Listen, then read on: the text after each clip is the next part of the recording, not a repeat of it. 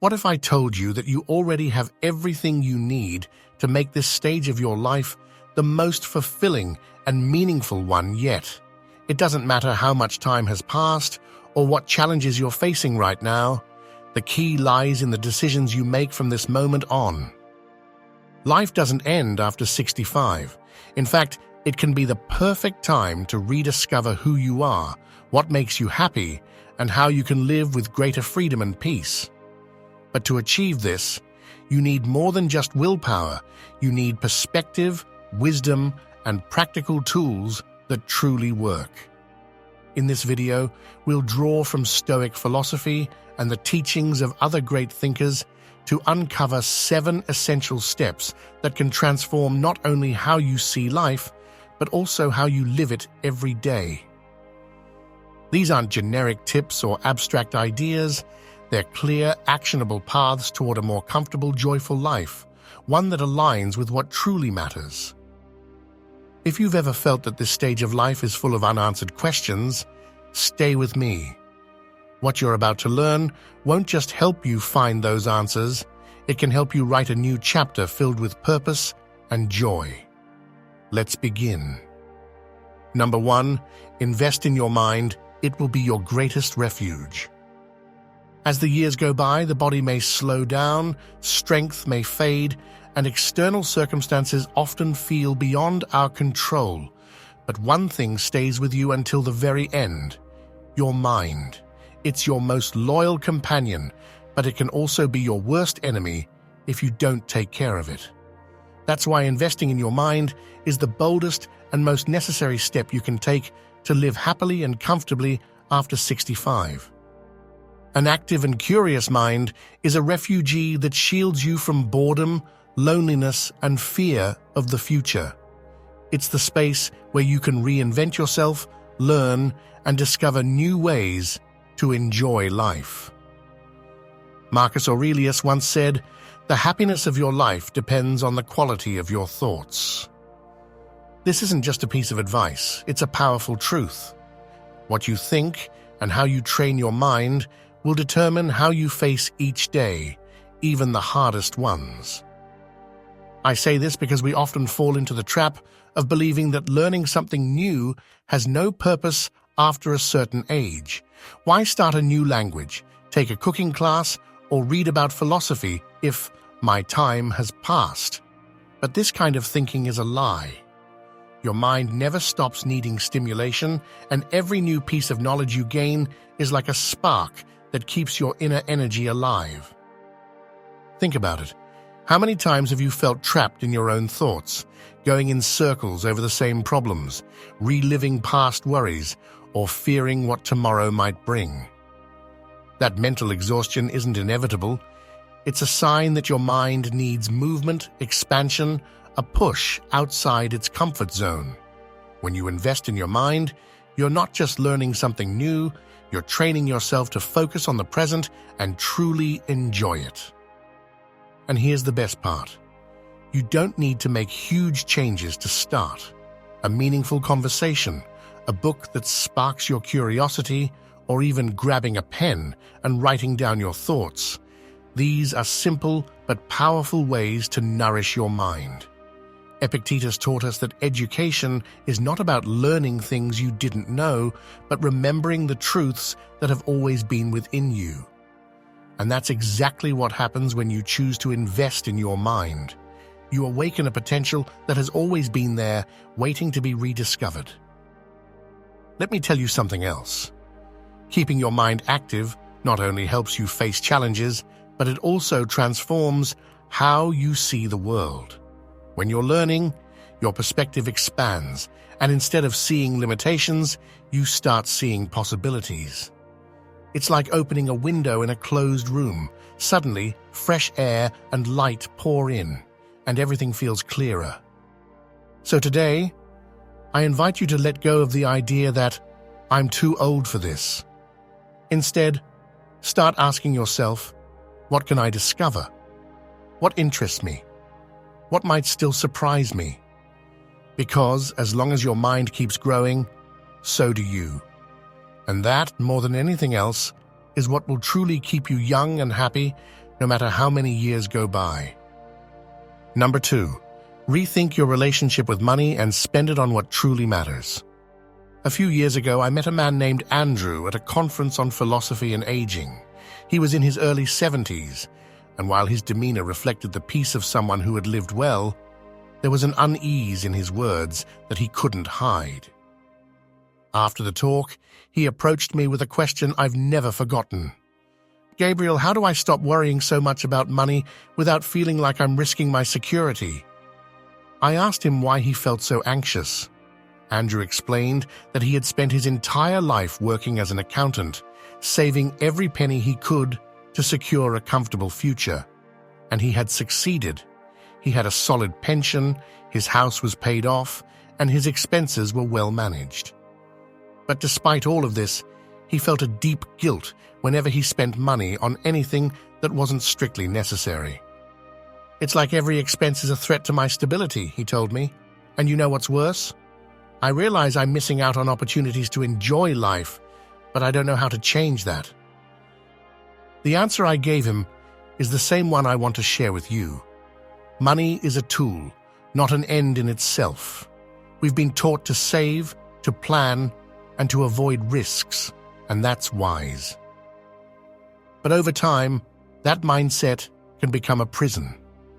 We hold on to money as if it were a shield against all uncertainties, forgetting that it's also a key that can unlock experiences that enrich our lives.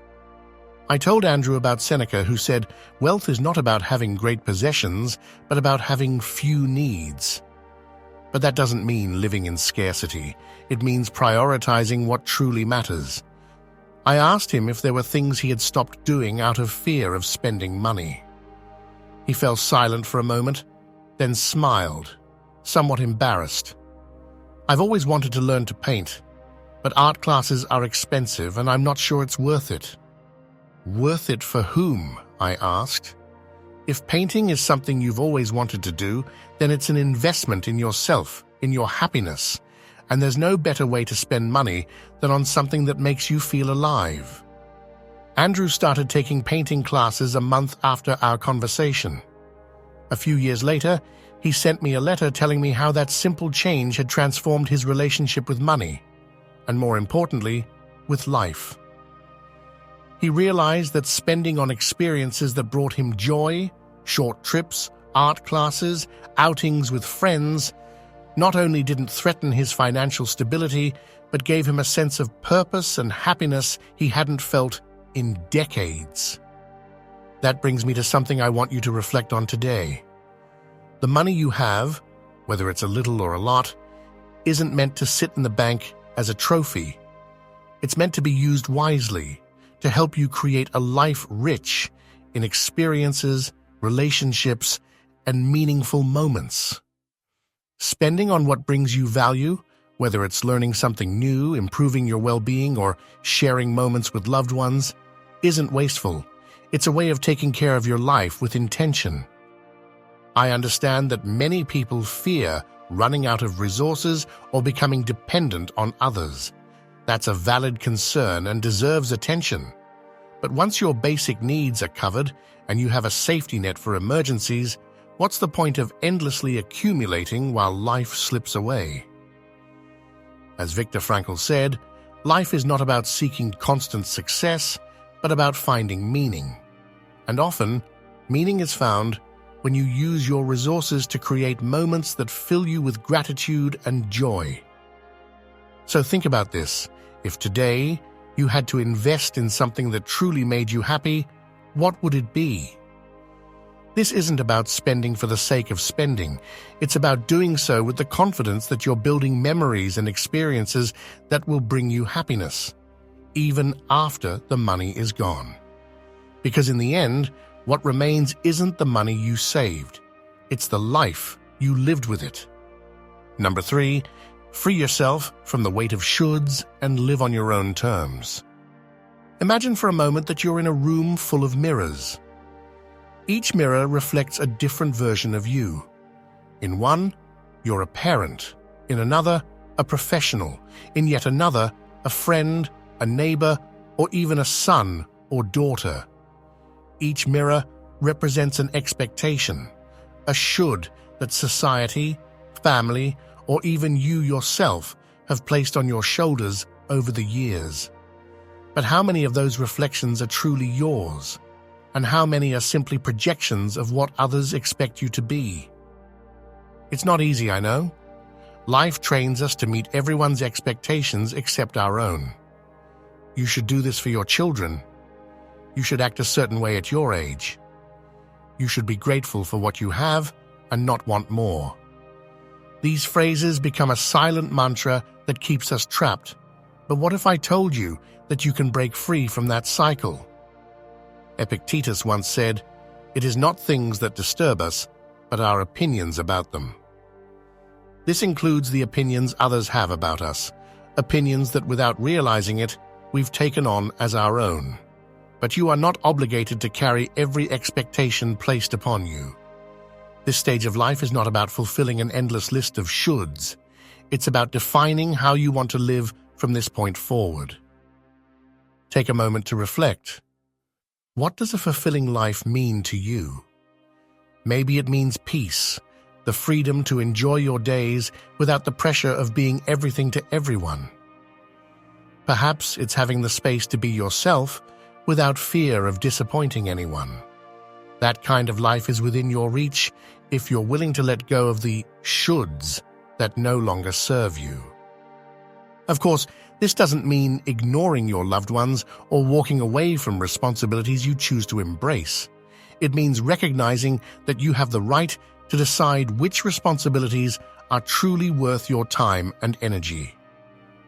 You don't have to be the grandparent who is always available for babysitting, the friend who never says no to an invitation, or the neighbor who solves everyone's problems.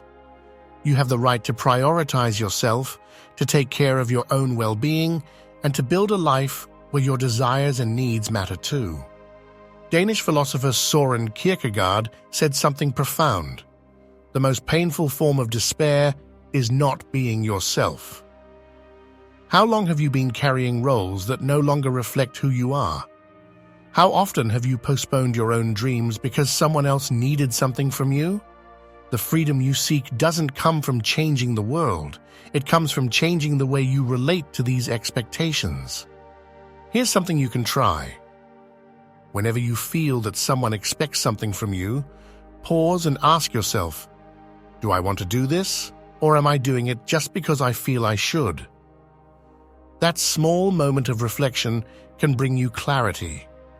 You don't have to justify your decisions to anyone. Sometimes a simple, "I can't right now," is enough to reclaim your time and space. When you let go of the shoulds, something amazing happens. You regain your energy. You start to hear that inner voice that has been silent for years, the one telling you what you truly want. Maybe you've always wanted to learn an instrument, start a garden, or simply spend more time in quiet solitude. That voice is your compass, and this is the perfect stage of life to follow it. Because in the end, no one else will live your life for you. Your days belong to you, and how you choose to fill them should not be dictated by others' expectations. Seneca put it best, "Life is long enough if you know how to live it." And living means choosing your own terms, breaking free from the invisible chains of shoulds, and stepping into a life where every day feels truly yours. If you're enjoying this video so far and feel like you're discovering new ways to build a fuller, more meaningful life after 65, I invite you to subscribe and hit the like button. That way, you'll help me continue creating content that inspires and motivates those who want to live this stage with freedom, purpose, and joy. Let me know in the comments, where are you watching from, and what resonates with you the most so far? I'd love to hear your thoughts and see how these reflections are impacting your life. Stay until the end, because lesson number 7 might completely change how you see the time ahead of you and how to make the most of it. Let's continue. Number 4, cultivate authentic relationships and choose wisely who you share your time with. Imagine for a moment that every relationship in your life is like a plant. Some bloom effortlessly, filling your space with beauty and energy. Others, however, wither slowly, draining nutrients and taking up space without giving much in return. The quality of the people you choose to share your time with can transform your life, for better or for worse. And at this stage, it's no longer about quantity, but about carefully selecting those who truly add value and enrich your journey. I know it's not always easy. Sometimes we hold on to relationships that no longer serve us, out of habit, fear of loneliness, or the belief that we're obligated to maintain them. But there's something profoundly freeing about recognizing that not all connections are meant to last forever, and that you have the right to prioritize those that make you feel valued, heard, and loved. I think of Eleanor, a listener of this channel who shared her story in the comments a few months ago. Elena is 68, full of energy, but for a long time, she felt trapped in relationships that drained her. Friendships with people who only reached out to complain or ask for favors, but rarely showed genuine interest in how she was doing. One day, after watching one of our videos about the power of surrounding yourself with uplifting people, Elena made a decision. She started observing her relationships more clearly, asking herself which ones brought her joy and which ones drained her energy. It was a difficult process because it meant setting boundaries and distancing herself from some people. But at the same time, it allowed her to reconnect with friendships that truly valued her and to find new connections through activities she enjoyed, like a book club she'd always wanted to join. Eleanor later wrote to me saying, "For the first time in years, I feel like the people around me see me for who I am, not just for what I can do for them. And that has brought me a peace I didn't even realize I needed." Her story reflects what many of us experience and what we have the power to change. Seneca once said, "It is better to be alone than in bad company." This isn't a call to isolation. It's a reminder of the importance of choosing wisely who we allow into our inner circle. The key isn't to have a large number of relationships, but to nurture the ones that truly matter. Maybe it's a friend you can talk to about anything, a neighbor you enjoy good conversations with, or a family member who supports and understands you. What's important is that these relationships are genuine, free of unrealistic expectations or hidden agendas. If you feel that some of your current relationships aren't bringing you peace, ask yourself, what does this connection add to my life? Don't be afraid to set boundaries. It's not selfish, it's self-care. And by doing so, you make space for new, more meaningful relationships that truly deserve a place in your life. At the same time, remember that you play an active role in these relationships. Cultivating them means being present, listening, and offering your time and affection, but always from a place of balance, not sacrifice. The most valuable connections aren't the ones that demand from you. They're the ones that flow naturally, where both people grow and enrich each other's lives. Think about this. If you had to choose 3 people today to share the best of yourself with, who would they be? That conscious, deliberate choice can mark the beginning of a new chapter, one where you surround yourself with relationships that truly reflect who you are and what you value. Because in the end, the people you choose to have by your side will not only shape your happiness, but also influence how you embrace the time ahead. Number 5. Make your body an ally, not an enemy. Your body is the only place you will inhabit for your entire life. It's more than just muscles, bones, and organs. It's your direct connection to the world, your way of experiencing life. Yet by this stage, many of us carry resentment toward it. We get frustrated by its limitations, the aches and pains, the inevitable signs of time. But here's the truth. Your body is not working against you. It's simply asking for attention, care, and respect. In Stoicism, the body was seen as an instrument, not the center of life. Epictetus advised, Take care of your body, but don't let it rule you. This wisdom is more relevant than ever as we age. It's not about obsessing over how you look or trying to reclaim something that's in the past. It's about working with what you have now in a mindful way to maintain your well-being and independence. One of the most important things you can do to live happily and comfortably is to make movement a part of your life. This doesn't mean you need to run marathons or lift weights at the gym. A simple walk around the neighborhood, a short stretching session, or even approaching your daily activities with more intention can help keep your body agile and functional. When you move, you're telling yourself, "I'm here, I'm active, I'm ready to live." Imagine a day where, from the moment you wake up, you choose to pay attention to your body, you stretch gently, feeling each muscle wake up with you. You go for a walk, listening to the sounds of the world around you as your breath syncs with your steps. By the time you're done, you feel lighter, more connected to yourself, more alive. This simple act of movement, of activating your body, has the power to change how you face the rest of the day. Taking care of your body also means being mindful of what you consume.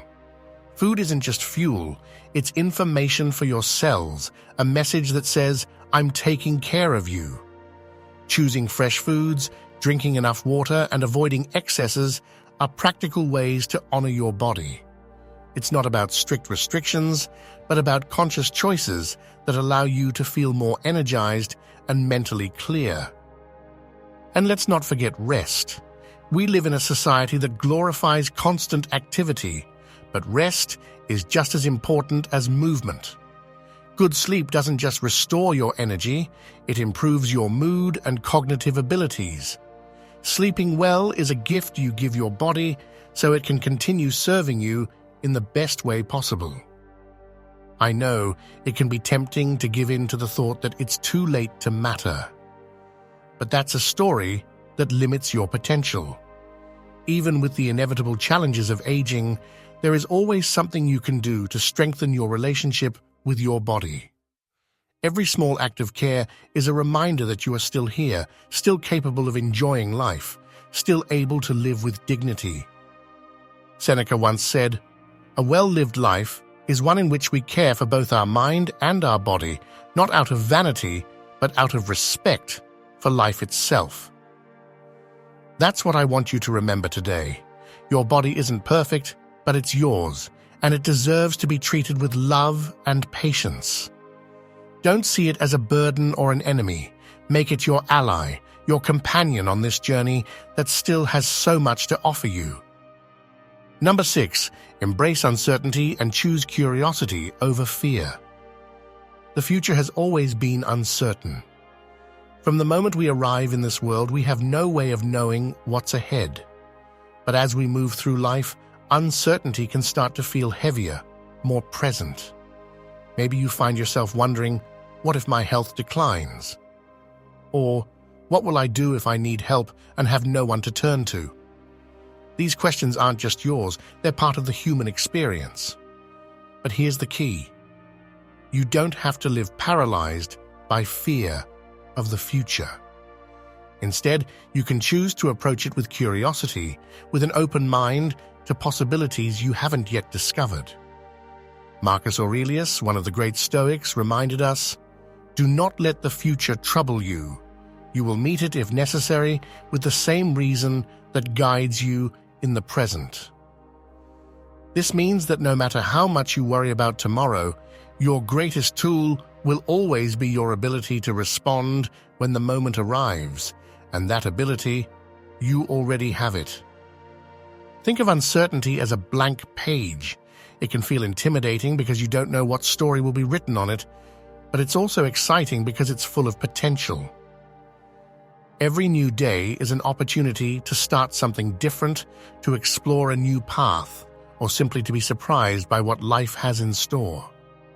Curiosity is your best ally against fear. When fear whispers, "This could go wrong," curiosity can ask, "But what if this leads to something better than I imagined?" You don't have to have all the answers, you just have to be willing to discover them. A helpful exercise is to think of your life as a journey. Consider the places you've arrived at without planning, the people who have changed your path when you least expected it, the experiences that didn't seem ideal at first, but turned out to be valuable lessons. The fact that you are here now, listening to these words, is proof that you've already found ways to navigate uncertainty before. Why would it be any different now? What we fear most about the future is often the feeling of losing control. But control, in many ways, is an illusion. What is in your hands is how you choose to respond to what comes next. You can spend your days worrying about what might go wrong, or you can focus on what you can do today to build a calmer, more fulfilling tomorrow. Instead of seeing the unknown as a threat, treat it as uncharted territory waiting to be explored. You might discover a passion you never considered, meet someone who changes your perspective, or find an unexpected solution to a challenge that once seemed impossible. As philosopher Alan Watts said, the art of life is to navigate between the certainty of what is and the wonder of what could be. So the next time fear tries to take hold of your thoughts, take a deep breath and ask yourself, what can I discover instead of fear? No matter your age, curiosity never grows old. It's the spark that invites you to look ahead with hope rather than retreat in fear of the unknown. The future isn't written yet, and that's a beautiful thing, because it means you still have time to fill it with new experiences, learning, and connections. And while you may not control everything that comes your way, you do control how you face it.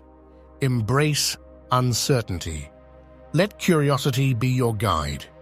And remember that every day is a chance to be surprised by what life still has to offer. Number 7, find meaning in the simple things and practice daily gratitude. Society has led us to believe that happiness lies in great achievements, in reaching ambitious goals, or in attaining an ideal that often feels out of reach. But at the end of the day, it's not those big milestones that give our lives true meaning. It's the aroma of coffee in the morning, the sound of the wind rustling the leaves, or an unexpected smile from someone close. These small moments, so ordinary that we often overlook them, are where real meaning resides. I know it can be difficult to slow down and see the extraordinary in the seemingly ordinary, especially when worries, losses, or the passing of time seem to take up so much space.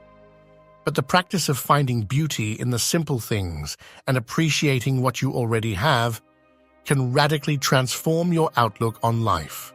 Marcus Aurelius put it plainly, do not waste time worrying about losing your life. Instead, worry about not living it well. Practicing gratitude isn't about grand gestures. It's an intimate, almost silent act, yet profoundly powerful. It's about pausing at the end of the day and asking yourself, what made today worthwhile? Maybe it was an honest conversation, the taste of a simple meal, or just the feeling of making it through the day with a sense of peace.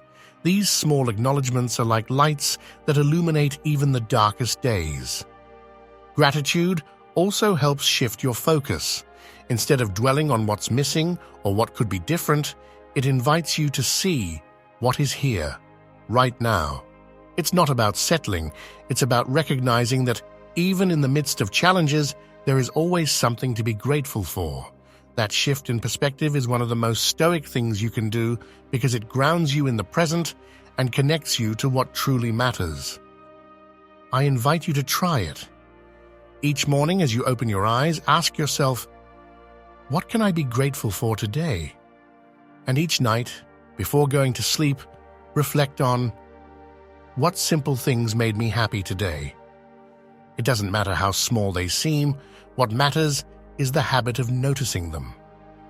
Over time, you'll see your outlook on life begin to change. What once seemed insignificant will feel like a gift, and what once felt like an overwhelming problem will become easier to navigate. Remember, you don't need grand things to live fully. Life is made up of moments, gestures, and details. We may not have control over how much time we have, but we do have control over how we fill it. Now I want to leave you with a few questions to reflect on. What are the small things that bring meaning to your days? What can you start appreciating today, even if it seems insignificant?